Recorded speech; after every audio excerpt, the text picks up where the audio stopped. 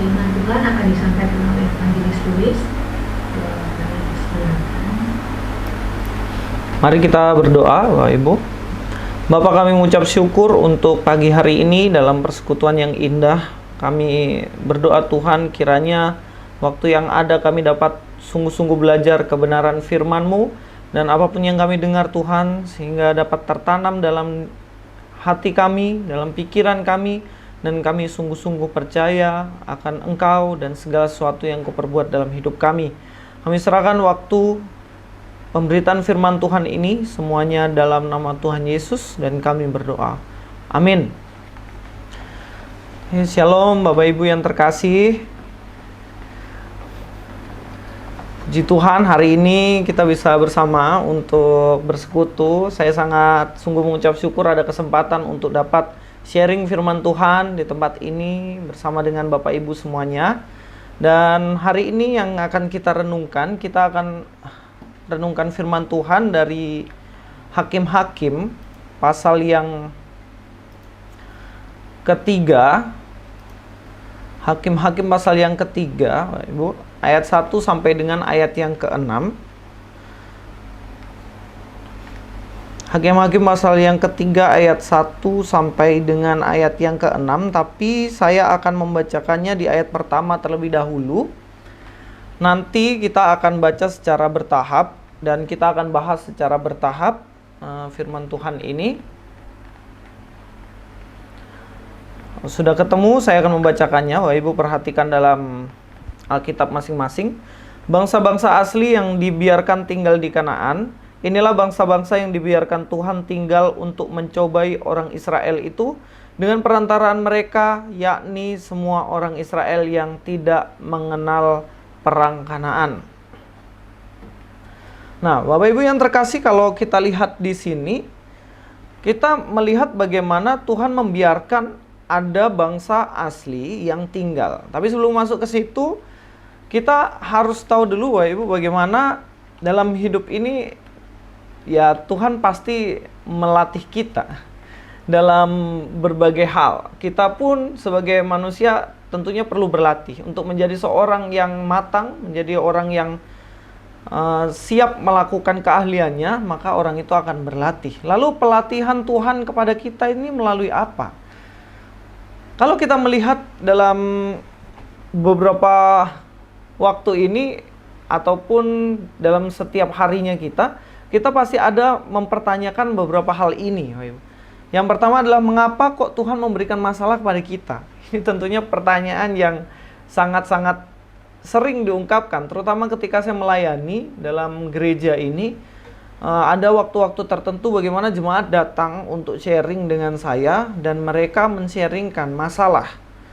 Kadang-kadang berkata, kok masalah saya sudah selesai nih, yang masalah ekonomi udah selesai, tapi saya akhirnya ketemu lagi masalah anak-anak. Anak-anak selesai, ada masalah dengan suami atau istri, dan begitu pun selanjutnya.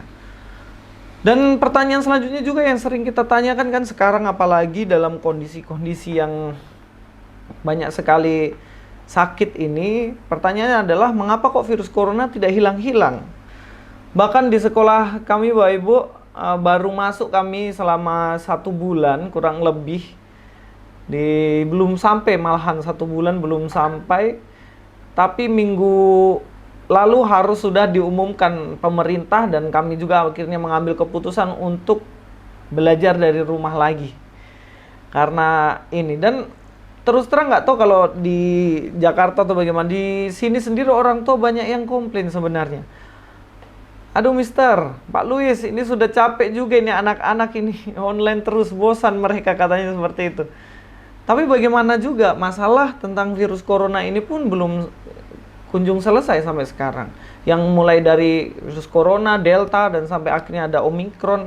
Bahkan saya dengar berita kemarin Omikron katanya sudah mulai kawin-mengawin kan, nggak tahu anaknya nanti jadi apa.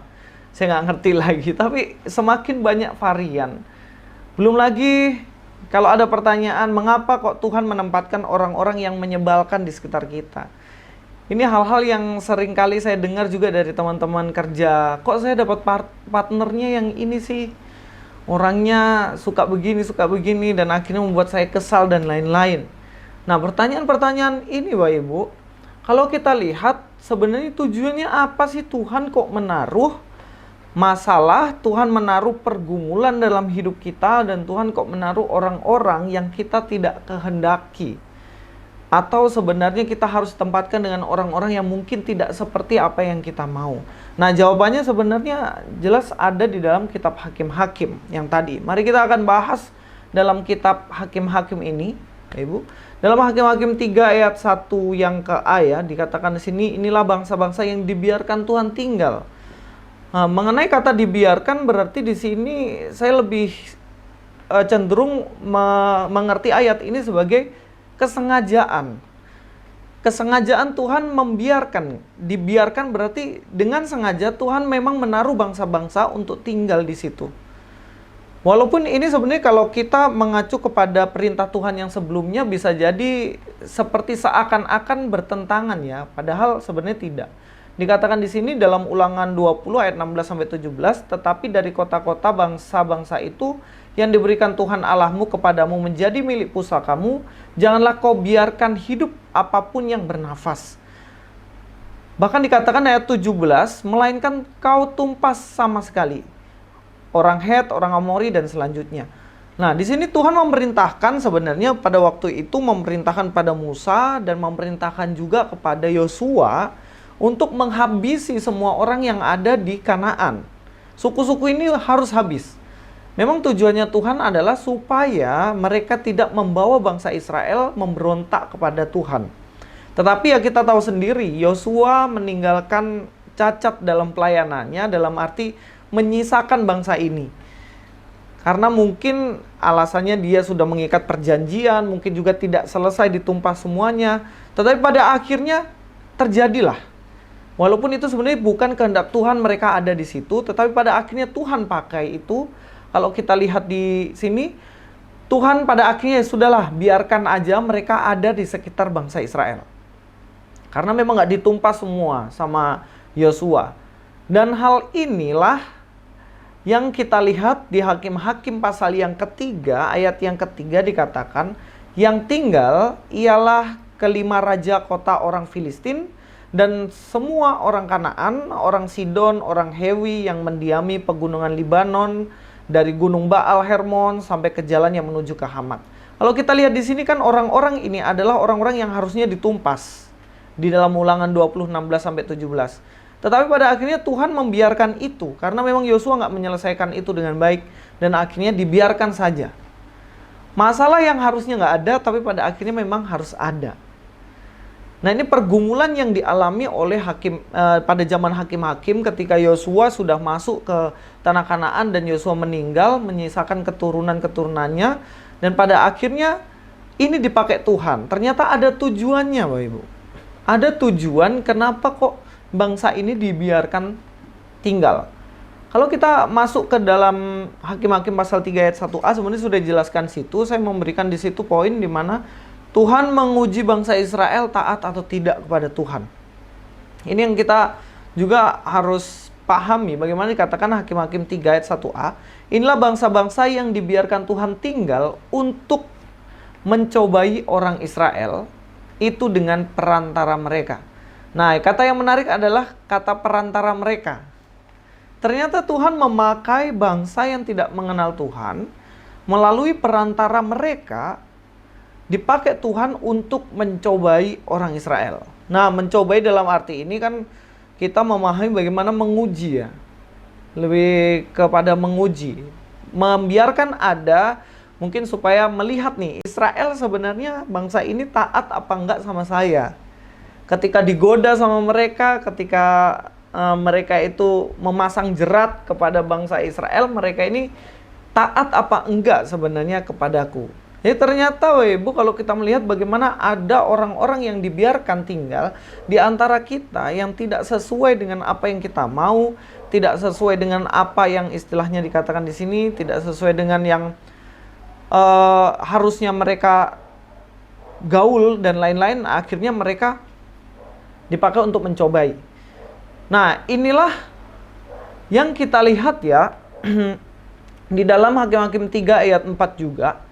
Mereka itu ada di sana, dikatakan di sini secara jelas, supaya ia mencobai orang Israel, dan sekali lagi diulangi, dengan perantara mereka, untuk mengetahui apakah mereka mendengarkan perintah yang diberikan Tuhan kepada nenek moyang mereka dengan perantaran Musa. Sekali lagi di sini diulangi dalam Hakim-Hakim 3 ayat 4, dengan perantara mereka dipakai untuk ini orang Israel dengarkan apa enggak. Dan itulah nanti kita akan lihat bangsa ini mendengar apa tidak sebenarnya. Beberapa kali waktu dulu saya tanya, kenapa sih Tuhan ini menciptakan Adam dan Hawa di Taman Eden? Di Taman Eden yang benar-benar ya istilahnya sempurna, perfect gitu. Nggak ada masalah, nggak ada persoalan, semuanya berjalan dengan baik. Tapi kok kenapa Tuhan taruh di situ buah pengetahuan? Ini yang jadi pertanyaan saya dulu. Kok kenapa sih Tuhan taruh itu? Kenapa kok Tuhan nggak singkirkan aja gitu loh? Karena kan itu nanti pada akhirnya membuat mereka pada akhirnya memberontak kepada Tuhan kan. Tapi saya melihat dalam Hakim-Hakim 3 ayat 4 ini sepertinya sama. Tuhan ingin melalui buah pengetahuan itu, Tuhan tahu bahwa manusia ini mendengarkan perintah Tuhan apa enggak, taat sama Tuhan apa enggak. Tapi memang pada akhirnya Adam dan Hawa, Bapak Ibu, kalau kita tahu sudah jatuh dalam dosa karena itu. Dan mereka terbukti tidak taat. Karena kan Tuhan menciptakan manusia bukan seperti robot yang harus disetirkan. Harus ke kanan, harus ke kiri, harus ke depan, dan lain-lain. Enggak, manusia memiliki kehendak. Dan pada akhirnya ketika ada pencobaan ini, ada tantangan ini, mereka gagal. Dan kalau kita lihat juga di sini orang Israel pada akhirnya, kalau kita lihat di ayat-ayat selanjutnya, mereka tidak taat ternyata. Ketika mereka memberikan, kalau kita lihat di ayat yang ke-6, di ayat ke-6 dikatakan, mereka mengambil anak-anak perempuan orang itu menjadi istri mereka, dan memberikan anak-anak perempuan mereka kepada anak-anak lelaki orang-orang itu, serta beribadah kepada Allah orang-orang itu. Dari sini kita akhirnya lihat bahwa pencobaan yang mereka hadapi, mereka jatuh di situ. Dan mereka tidak taat kepada Tuhan. Dan saya juga mengalami pergumulan yang seperti ini. Anak-anak remaja saya, sekarang saya sedang bergumul bagaimana banyak dari orang tua mereka akhirnya menghubungi saya untuk bilang, tolong kak, nasihatin ini. Soalnya dia sudah mulai pacaran sama yang beda iman. Ada sekitar 3 atau 4 orang yang saat ini perhadapkan dalam pergumulan itu. Dan saya intensif ke rumahnya untuk kasih tahu. Mereka ada, itu untuk Tuhan izinkan dalam hidup kalian untuk ngetes kalian, menguji kalian. Kamu pilih pasanganmu yang beda iman, atau kamu pilih kehendak Tuhan yang harus sesuai dengan apa yang Tuhan mau. Dan kalau kamu gagal, maka ya pasti tentunya ada hukuman gitu. Tapi kalau kamu bertahan dalam masa-masa sulitmu itu, dalam cobaan dan tantangan itu, kamu akan menjadi lebih dari pemenang istilahnya. Kamu berarti benar-benar mengasihi Tuhan. Nah, Ibu, kita harus menyadari ini bagaimana dalam kehidupan kita Tuhan sedang mengajarkan, melatih kita sesuatu ketika ada cobaan. Ketika ada sesuatu yang menggoda kita. Cobaan tentunya godaan dari keinginan kita. Mungkin ada kesempatan untuk kita melakukan kejahatan, mungkin menggelapkan uang, mungkin ada kesempatan untuk tidak setia kepada pasangan kita dan lain-lain.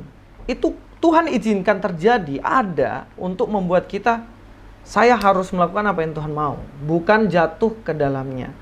Jadi jangan pakai ayat untuk jadi alasan. Kadang-kadang kan, ya memang roh ini penurut Pak, tapi daging ini lemah, apalah daya saya ikuti daging, kan kadang-kadang gitu. Tapi ya bukan alasan. Bagaimana kita harus tetap menunjukkan kesetiaan itu. Yang kedua, Bapak Ibu, bagaimana di situ Tuhan melatih bangsa Israel untuk berperang. Kalau kita lihat di sini ya.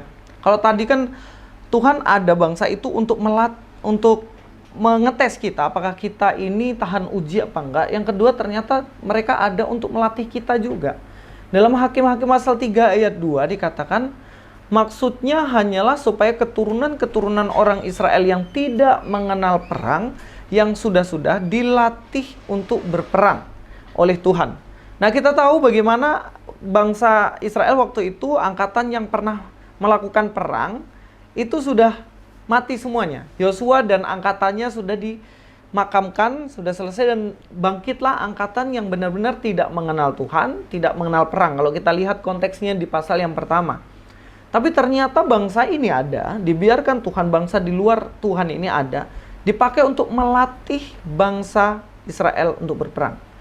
Ya pasti menjengkelkan kan, masa sudah nyaman-nyaman, harus nikmati panen dan lain-lain, ujung-ujungnya masih harus perang lagi sama mereka. Tapi memang itu sengaja Tuhan taruh untuk melatih sesuatu, melatih orang-orang Israel ini untuk berperang. Nah, dari sini kita melihat, Bapak Ibu yang terkasih, bagaimana ternyata segala sesuatu Tuhan izinkan ada itu untuk melatih sesuatu dari diri kita. Ada hal-hal tertentu yang mungkin masih gagal dalam diri kita, ya memang Tuhan pakai untuk melatih kita. Kadang-kadang memang nggak sesuai ya, kok harus ada ini, kok harus ada itu. Tapi kita percaya bahwa itu dipakai Tuhan untuk melatih kita. Bapak Ibu yang terkasih, saya pernah juga mengalami ya semacam kegagalan, ya sama kegagalan yang pernah saya alami waktu dulu saya masih di bangku kuliah. Jadi di kampus saya itu waktu tingkat 6 skripsi, jadi kami 11 semester kan di 3 gitu. Jadi di akhirnya itu skripsi 1 minggu atau 2 minggu, saya 2 minggu sebelum ujian skripsi dan menyelesaikan kuliah saya, Ibu, saya kena skorsing 1 tahun. Di situ saya kena skorsing 1 tahun karena saya gagal kan dilarang untuk memakai HP waktu itu. Tingkat 6 kami mengaturan itu baru tahun itu di angkatan saya ada, tidak boleh pakai HP di tingkat 6. Dan akhirnya pada waktu itu ya saya pakai. Tergoda kan, wah ada kesempatan saya pakai lah. Karena tingkat tertinggi biasanya gitu kan, saya pakai. Beberapa kali, sampai beberapa bulan saya pakai HP itu. Dan kemudian satu hari ada hari doa di hari Senin. Waktu saya selesai menggunakan HP itu, biasanya saya sembunyikan di kamar mandi. Jadi supaya nggak ketahuan, nggak mungkin cari HP kamar mandi kan. Jadi setelah saya pakai, saya taruh di atas meja dan saya pergi doa. Ketika saya pergi doa, kemudian ada razia dari ketua asrama dan tertangkaplah HP saya. Dan waktu itu saya kena skorsing 1 tahun. Waduh, lumayan, umur sudah lanjut malah kena skorsing lagi, nggak lulus saya. Jadi selama 7 tahun akhirnya saya kuliah S1 STH itu di 3 karena gagal. Ketika ada kesempatan untuk melanggar aturan, akhirnya saya menggunakan kesempatan itu untuk melanggar. Dan Tuhan hukum saya, selama 1 tahun saya harus melayani di luar, nggak lulus-lulus. Dan saya anggap itu sebagai sebuah kegagalan. Bagaimana saya tidak tahan uji, ketika Tuhan menguji saya tidak tahan. Dan tidak berhenti sampai situ, dan pada akhirnya saya skorsing, saya melayani di Batam selama 6 bulan, di Manado selama 6 bulan. Dan pelayanan saya tidak sesuai dengan ekspektasi. Ya, kalau pelayanan bawa firman dan lain-lain masih oke ya, Bapak Ibu ya. Walaupun capek, tapi kan masih inilah. Tapi di sana pelayanan selama 6 bulan di Batam, kerjaan saya adalah pasang spanduk KKR, Bapak Ibu. Jadi keliling Batam itu pokoknya titik-titik persimpangan jalan itu, kalau Bapak Ibu ke Batam lihat ada spanduk KKR itu, dulu saya pasang di situ. Jadi itu, dan ketika dipindahkan di Manado pun saya bantu untuk akhirnya jadi kuli bangunan di sana karena membangun gereja dan tidak ada pelayanan istilahnya. Tapi dari situ saya berpikir, Tuhan kenapa sih ada teman-teman saya yang melanggar secara moral, ada teman-teman saya yang melakukan pelanggaran lebih dari saya, kok saya yang kena 1 tahun? Padahal hanya pelanggaran HP, bukan moral, tapi kok saya kena 1 tahun, teman saya enggak. Pertanyaan itu yang selama 1 tahun saya gumulkan, Web. Tapi pada satu titik saya menyadari bahwa, oh ini mungkin Tuhan latih. Saya yakin, tidak mungkin, tapi saya yakin bahwa Tuhan melatih saya untuk boleh bertanggung jawab atas setiap kesalahan yang diperbuat, boleh melayani dengan tulus apapun yang diberikan kepada saya. Dan pada akhirnya saya belajar, melayani Tuhan harus sabar, menghadapi segala situasi dan lain-lain. Dan saya yakin mungkin pada waktu itu ketika saya lulus tanpa mengalami proses Tuhan skorsing setahun, mungkin saya belum siap untuk melayani di lapangan. Ya, mungkin saya ini setahun saya keluar, saya pergi karena masih kepala batu istilahnya gitu. Tapi saya percaya bahwa proses Tuhan yang panjang itu pada akhirnya membuat kita berlatih untuk lebih dan lebih dekat dengan Tuhan. Saya percaya hal ini dan mudah-mudahan firman Tuhan ini menguatkan kita, Bapak Ibu, dalam setiap pergumulan. Saat ini saya tidak tahu Bapak Ibu memiliki masalah dan persoalan apa secara pribadi. Semua orang memiliki pergumulan masalah secara berbeda. Tapi percayalah bahwa ketika masalah itu ada di antara Bapak Ibu semuanya, kita semuanya, Tuhan sedang melatih sesuatu dari diri kita. Carilah kehendak Tuhan dan mari kita lebih dari pemenang. Kita berlatih lebih dekat lagi dengan Tuhan dan semakin giat melayani Tuhan. Mari kita berdoa, Bapak Ibu. Bapa yang di surga, terima kasih untuk kebenaran firman Tuhan hari ini yang boleh kami renungkan. Kiranya apa yang telah kami pelajari hari ini, renungkan hari ini, memberikan kekuatan baru bagi kami dalam melayani Engkau. Dan kami tahu bahwa segala hal-hal buruk terjadi dalam hidup kami, tantangan, cobaan yang ada, semuanya Engkau izinkan untuk melatih kami menjadi taat dan setia kepada Engkau Tuhan. Di dalam nama Tuhan Yesus kami telah berdoa. Amin.